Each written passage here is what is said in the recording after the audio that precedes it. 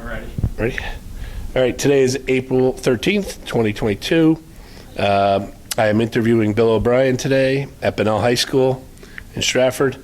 I am Mike Pirro, who will be doing the interviewing, and I also have along with me Kendall Dolan. And Tommy DiBernardo. Okay. Let me know when you're ready. Yep, we're ready. All right, please state your full name, date of birth, city and state which you live. Okay, well, officially William F. O'Brien Jr., but I go as Bill. And born in Bridgeport and raised in Stratford since I was the age of 5. And you were born when? April 2nd, 1946, last century. Happy Thanks. birthday. Mine is next week.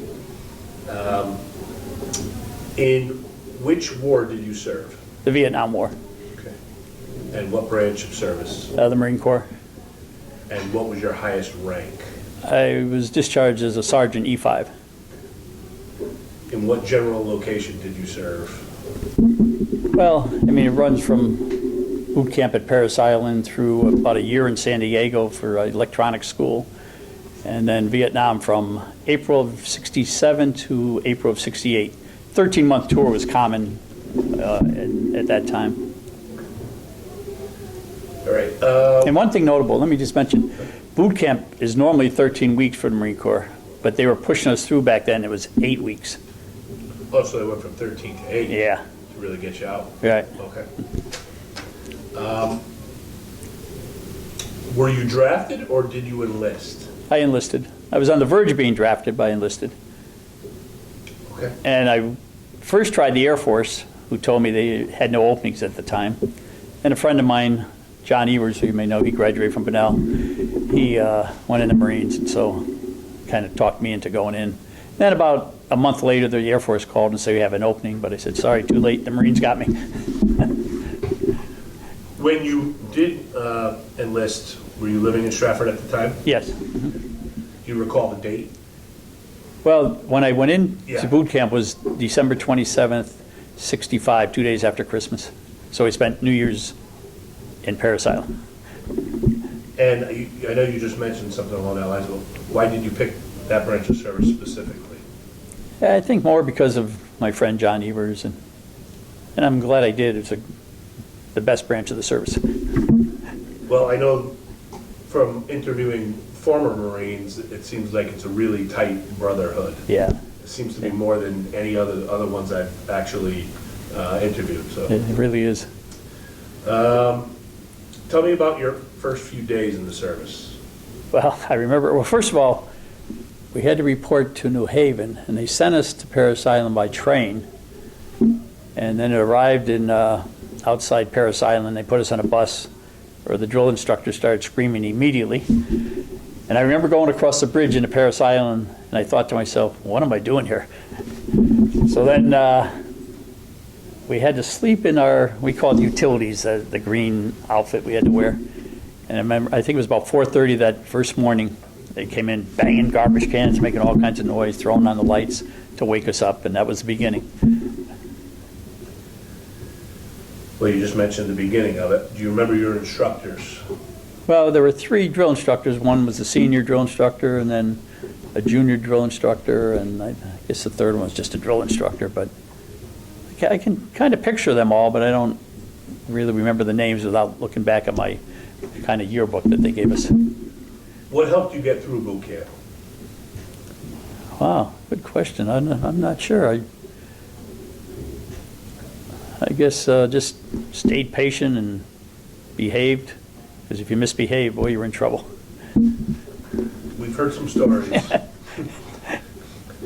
All right, so anything you want to add about boot camp before we move to the next stage of questioning? Well, things that stand out in my mind were, of course, getting up early every day. And your day pretty much ended at 7:30. 7:30 to 8:30, they gave you free time to write letters home, shine your shoes, do that kind of stuff. I remember going out on the parade deck, and we'd have to do drills and marching. I'd be so thirsty, I couldn't wait to get to lunch. And then another thing that stood out was the rifle range. We were there for 1 week and a very cold week. We actually even had a little snow down there. So that was memorable. But I was fortunate to be there then because you probably have interviewed those who were there in the summer, and the sand fleas are nasty and it's hot. So it was a good time for me to be there. That would have been brutal. Yeah. All right, so after boot camp, where did you go? So then we went to Camp Lejeune. There were 4 weeks of advanced infantry training, they called it. And that's where you got to do all kinds of fun things like fire a flamethrower and a rocket launcher, throw a grenade, that kind of stuff. So you were actually using live ammo too? Yeah. Wow. Yeah.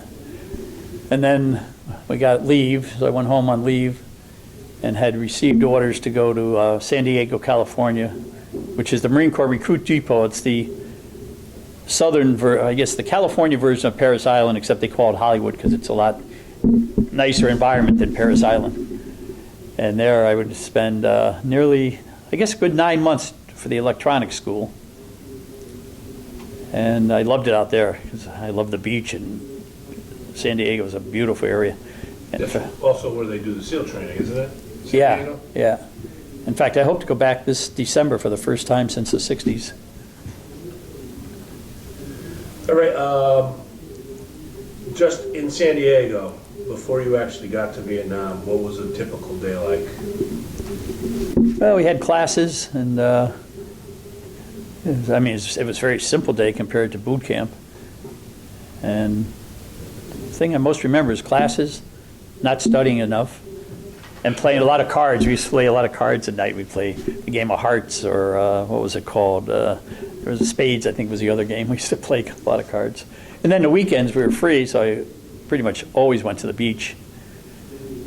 And then actually it happened once, I think, on a Sunday. I hear my name called, and I mentioned John Evers. He was stationed at 29 Palms in California, and he made the trip down, and we went out together in downtown San Diego, and had dinner and a show. And then, before I went for Vietnam, I actually turned 21, I think the week before I left for Vietnam. Johnny was then again with me, and he helped celebrate the birthday, and we went to a ball game in Anaheim. And So it sounds like San Diego was actually a pretty pleasurable time. It was, yeah. I was very lucky. Yep.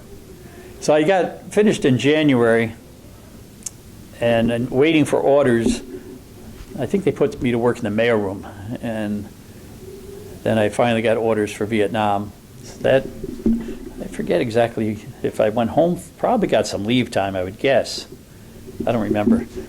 And then I had to go to Camp Pendleton for some training, which was not too far from San Diego.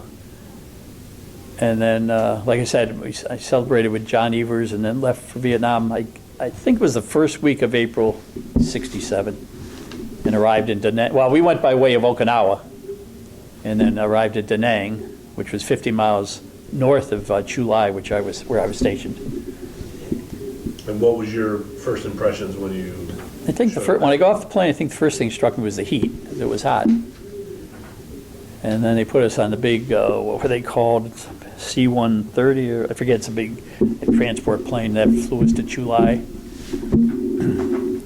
And I don't remember a first impression there, but I came to really like Chu Lai. It was right on the South China Sea. The whole time I was there, I said, if this country wasn't at war, it'd be a beautiful resort. That's how nice it was. And again, being a beach lover. And so the very first week, middle of the night, we got hit with mortars. And so let me describe the base. The west was where the South China Sea was. The east, there was, I don't know if I'd call them mountains, but definitely hills, if not mountains. And that's where they would fire the mortars from. And so I rushed into the bunker outside our hooch, we called it. And I brought my rifle and all my equipment. And the guys who had been there, they laughed at me and said, next time, just get here, forget all that stuff. So the next morning we wake up and, once you know, there was an unexploded mortar about, from here to maybe the side of the building there, which I don't know how far is that, 25 yards or whatever. And I remember I had one of the guys take a picture of me sitting on that bunker. It was right next to another bunker. And back then there was a Stratford newspaper. It was a free paper, kind of like the Star. And they had that picture of me on the front page. So from then until the following January, it was uneventful. We had nothing happen. It was a very secure air base. I had various different jobs in addition to the radio and telephone repair. Sometimes we get guard duty. Sometimes we have to work at the bomb dump. At the bomb dump, you would screw on the things that hold the bomb on the plane. And whether I was exposed to Agent Orange or not, I don't know. Fortunately, so far I have no symptoms from Agent Orange. And I know it was also used in the hills to the east. We'd see it sometimes dropped by planes. Could you explain a little bit for maybe people who don't know that much about Agent Orange, what it was? Yeah, it's a chemical that was used to really kind of clear out jungles, and luckily I didn't have much experience with it, and of course it's become big news over recent years. Did that really end up causing a lot of cancer for ex-Vietnam vets? Yeah, and I think there's a whole list of, although I'm getting confused between that, there's another issue, contaminated water at Camp Lejeune from the 50s to the 80s. And when I learned about that let's see, I guess it would have been 2017, because I was exposed to that water for more than 30 days, I became eligible for VA treatment in West Haven. And that they have a whole list of 16 diseases that water caused. And again, luckily I don't so far have any symptoms, but it's given me great VA service and care, because West Haven's one of the best in the country.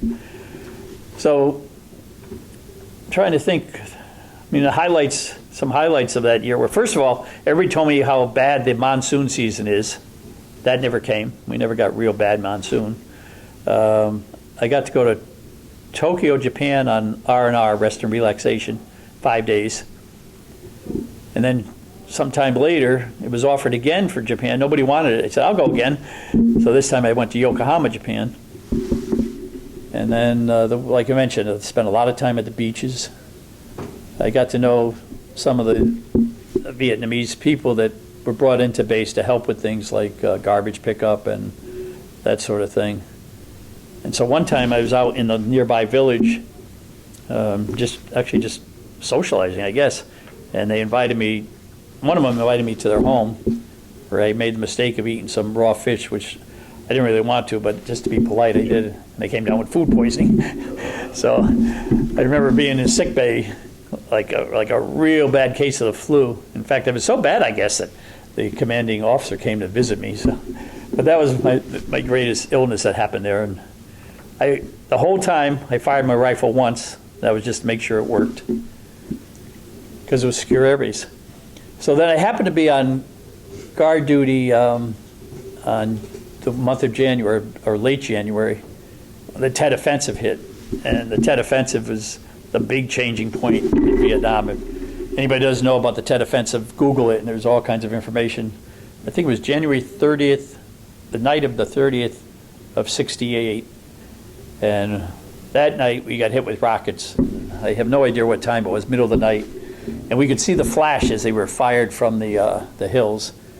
And then there's a noise they made going over, which I still, to this day, I can't describe the sound they made. I don't think any landed too close to us, but there were 21 fired. And the last one hit the bomb dump, which was, I don't know, a mile to 2 miles away. And that caused an explosion and a shock wave that we felt where we were on guard duty, that distance away. And that continued to explode for hours and through the next day. And we always said, if we'd known that was a target, we would have said, we put a target, say, here it is, get it over with. And I think a few people were killed on base, but I'm not clear on that. So nobody you actually knew? No. So then the next day, we had to go out and repair telephone lines. Jeez, I don't remember now, thinking back. I was up all night, but I had to work all that day, too. But because of the explosion continuing, I guess it was considered dangerous, but being a typical 21-year-old, you think you're immune to everything. But we received a Presidential Unit Citation because of what we did that day, which was a big thing. So then I had been thinking about staying 6 more months, because that's how nice it was. I had adjusted to the heat, The bugs weren't bad. There were a lot of lizards that ate the bugs, and I even had a little sign above my bed, my cot, that said, I think it said Bill's Lizard Farm or something like that. So I was thinking of staying 6 more months, but then when this Tet Offensive hitting, everything changed. We went on 12-hour shifts, 7 days a week. Had to carry your rifle everywhere you went, wear your helmet, flak jacket, all that. So I said, that's it. I'm out of here in April, and when my time is up. So I left in April of '68. So that was the beginning of a memorable year. Of course, I think it was while I was still there, the word came out about the assassination of Martin Luther King. And then the following June, Robert Kennedy was assassinated. That's what motivated me to write that memoir I gave you, 1968, a most memorable year. So many things happened that year. Yeah, the History Channel does a lot of things, had specific documentary on 1968. Yeah. All the change Yeah. that happened that year. What a historical year that was. Yeah. And the things I remembered were like there was a riot in Chicago with the Democratic National Convention. That was big news. And then when you Google it, there's a couple other big stories I forgot about. And then the biggest change for me came, well, when I came back from Vietnam, I was sent to Camp Lejeune again. And I spent about 5 months there, I think, or less. And the thing I most remember there was cockroaches. You'd open up your Foot Locker and cockroaches would come charging out. They were terrible. Then somehow I got orders to Fallbrook, California, which is the capital of capital of avocados, believe it or not. And it was this little base that connected with Camp Pendleton.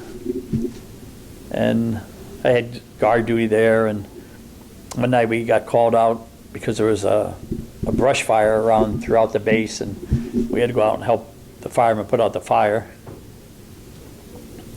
And there was the other highlight was something called drown proofing. You'd have to swim in the pool for an hour with a motion where you just go down and up, just a very simple way to stay alive if you're out in the ocean. And I was able to do it, but I was a fish, so it wasn't that hard. You enjoyed the water. And then came the orders for sea duty, which is the other big highlight. And I wasn't happy. I said, sea duty? Oh, God, that means I got to go out on a ship. And that meant I had to go back to San Diego for, I think it was 4 weeks of sea duty training. And because we would be assigned to the Marine detachment aboard a carrier. And that's where you got to get dressed up in your dress blues, and it's all formal stuff. And so I got assigned to the USS Yorktown, which at that time happened to be in San Diego. So I reported to the Yorktown, and it's camouflaged as a Japanese ship. They were filming the movie Tora, Tora, Tora. Okay. And they were going off the coast of San Diego and had Japanese planes on it that would take off, and they were just filming that. And then the planes were not able to land on the ship, so they landed back in San Diego, and then they were put back on the ship. So then I guess we went directly from there to Hawaii to drop off the planes where they would continue the filming. And that was late December of 67 or 68. 68, yeah, because 68 most memorable year. I went from guard duty in the Tet Offensive to this exciting December duty. So we drop off the planes and go out and spend Christmas in the North Pacific, where I got the best meal ever in the service, because on board we had newspaper reporters and highly ranking officers, because we were about to recover the Apollo 8, the first astronauts to go around the moon. And on December 27th, it was like being a kid at Christmas. It was so exciting that morning. I remember waking up, and they came down, not within view. I'm not sure how many miles from the ship. And the helicopters recovered them and the capsule, and then brought them back to the ship. And I got to meet the astronauts. I think it was Borman, Lovell, and Anders. And got to climb up and look into the capsules. That was pretty exciting stuff. Yeah. It was a real highlight. That's history. Yeah. And one thing we got to do, I think it might have been while we were out there waiting, it was kind of calm. They let us, anybody that wanted to take a swim in the ocean, we were stopped and they let us go in the ocean. Of course I did. And it didn't last long because we got the word there were sharks in the area, so we had to quickly get back in. But I remember the day before, they were training, preparing for the recovery, and it was very rocky seas, and it was amazing how those planes could land on a ship that was really not that steady. So then we returned to Honolulu. As soon as we were close enough, the astronauts were flown back on a helicopter, and then we dropped off the capsule. And I got to spend New Year's Eve in Honolulu. So what I wasn't looking forward to when I first heard sea duty turned out to be very exciting duty, which still continues to get better. So then we go back to Long Beach, which was our home port. And I guess we must have got back there in late January. And we get orders that the ship is being transferred to the East Coast to Norfolk, Virginia.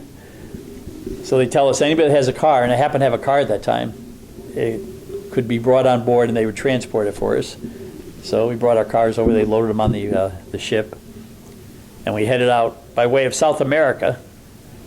So we had to go all around South America to get to Norfolk.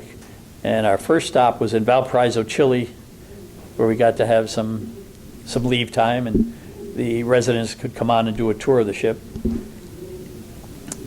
And then we continued on and hit very rough seas. I mean, can you imagine the size of a carrier that weighs, I don't know how many they were, how many tons does it weigh with all the planes and all those cars and everything. We had to tie everything down because even as big as it was, this rough seas were bouncing us around. And while we're bouncing around, they had to refuel us. So I think I even have a couple pictures of a big refueling ship that came alongside, and they run the hoses across and they refueled us. So then we continued around, is it Cape Horn, I think? I'm not too good in geography, but I think it's Cape Horn we went around. And the next terrible stop, we had to stop in Rio de Janeiro, right in time for Carnival. Oh. That was February. Or again, we got some leave time. And I remember going up to, what's the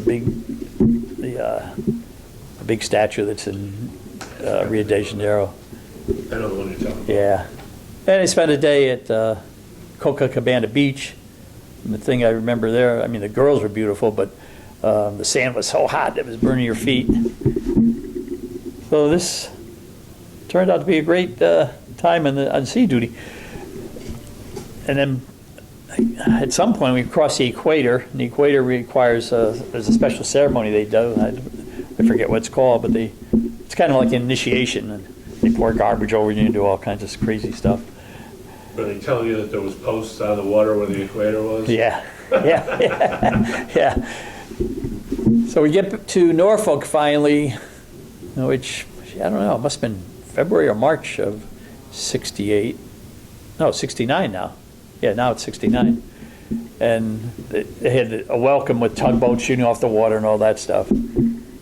So now we're in Norfolk, and we had to go out on some more terrible duty. We had to stop in Guantanamo Bay, Cuba, where we had the base. And the only thing I remember about there was we had a softball game.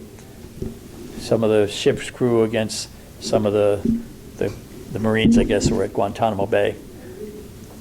Then we had another tough stop in St. Thomas in the Virgin Islands, which another beautiful island. Like a tough one. Another one where I got a pretty good sunburn. And I guess that was it until... Oh, that's it? You just saw the world? Well, it could have continued because they were going... Next stop was going to be a European tour. But it was now August of 69. And I remember my friends are saying they're going to this thing called Woodstock or something. I said, what the heck is that? So, everybody know about Woodstock in 1969? Great concert that they all went to. And there was an early out program to go to college. So I had been accepted at New Haven College, which while I was there would become the University of New Haven. So I applied for this early out program, and they told me, sorry, you're not eligible.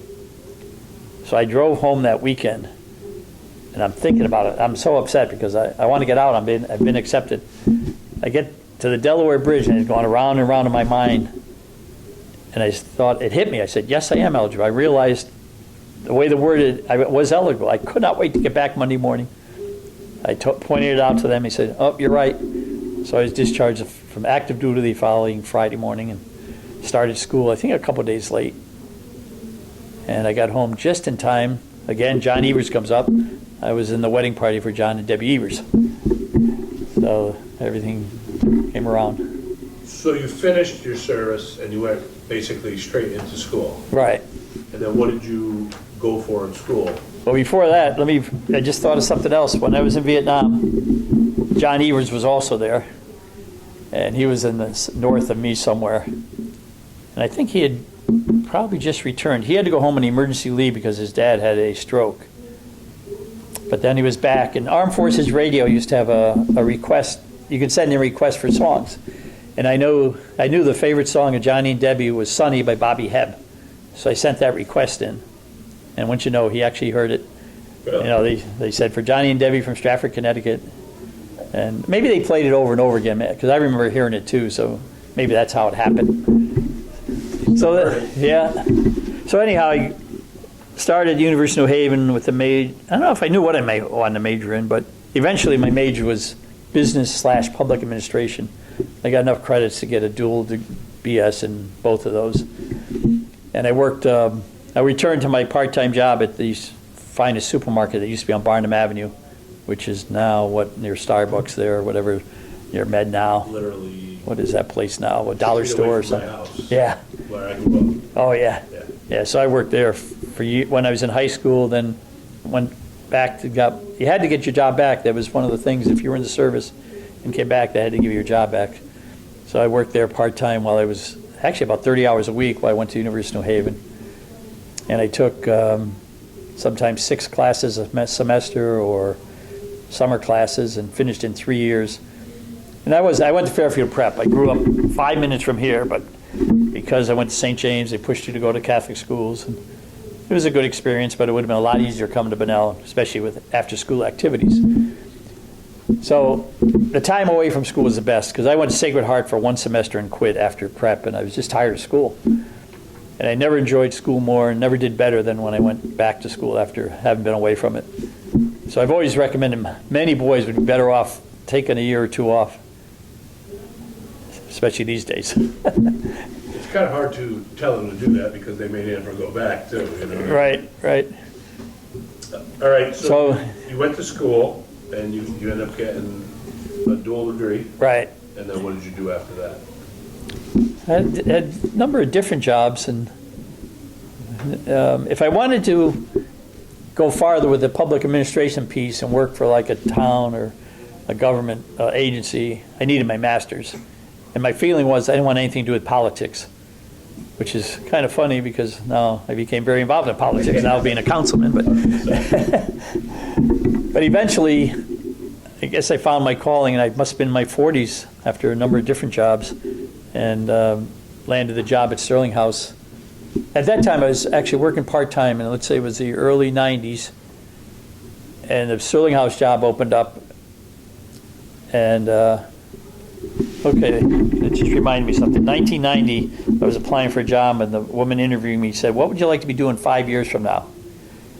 And I don't know why I said, "I'd like to be athletic director at Sterling House Community Center." And I don't know why I said that, but just what came to mind. At that time, I was into about my 9th year of coaching there. Was that ever even a thought? You just Yeah, said just, that? yeah.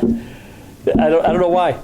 So once you know, exactly 5 years later, and I've been continuing to coach now with basketball and soccer, and the job opened up. And somebody said to me, and it might have been Sue Kopwatz, who was in that position at the time, said, "Why don't you apply?" And I did. And they gave it to me as a part-time position while I continued to work full-time at the post office evenings. And sometimes I'd be there at 2 in the morning doing scheduling and stuff, and people say, Sterling House is haunted. Were you alone in it? Yeah, I was alone. And it was a little creepy with the noise, because that time it had the old windows and the wind would make creepy noises, but I did what I had to do. So about probably less than a year later, they decided to combine, well, no, maybe I suggested it because the woman that was doing day camp and youth programs decided to retire and become a full-time mother.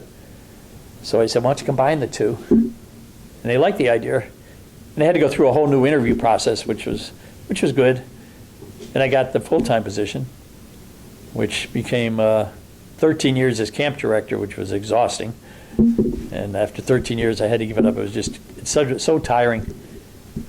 But it turned out to be a great experience and a great career for 25 years after 15 years of coaching. So we always said, like volunteering at day camp, or even working at day camp, getting paid minimum wage, it's a priceless experience, and it helps you learn what you want to do. I always remember the story of somebody that thought they wanted to be in the medical field, and they worked at a hospital one day and said, forget it, that's not for me. So you can learn both good and bad. Yeah, absolutely. I mean, how about Luke Roberts, now a history teacher? He was on my youth soccer team when my son was playing. In fact, my son and him took trumpet lessons together. But he was kind of a quiet, shy kid. I was almost shocked when I heard he became a teacher, but he's turned into a great teacher. And that's exactly what he said too, that he was shy and Yeah, kind of to himself. yeah. Well, how about, talk about shyness. I was so shy as a kid that in kindergarten at St. James, I wouldn't even answer present when they did the attendance. You just sit there. So I think after about 2 weeks or 3 weeks, I finally said it. And I just set off a whole, Bill said, he said something. So they sent me, here I am shy, and they sent me around the other classes because I finally said something. But now they say they can't shut me up, so I went from being very shy to... All right, let me ask you this. How do you think the military has shaped your life? Boy, I don't know. It was a great experience. It definitely helped with discipline and... That seems to be the first answer that most veterans give me, that they give them the discipline to do certain things. Unfortunately, it didn't. As I got older, I got away from staying in good shape, but it's too bad. On the other hand, my son, who served in Bosnia, he was in the Army in the mid-'90s. He got into fitness and fitness training. He actually came out and did fitness training and then became a police officer. And my father served in World War II in the Army Air Corps, so we got a nice family tradition there.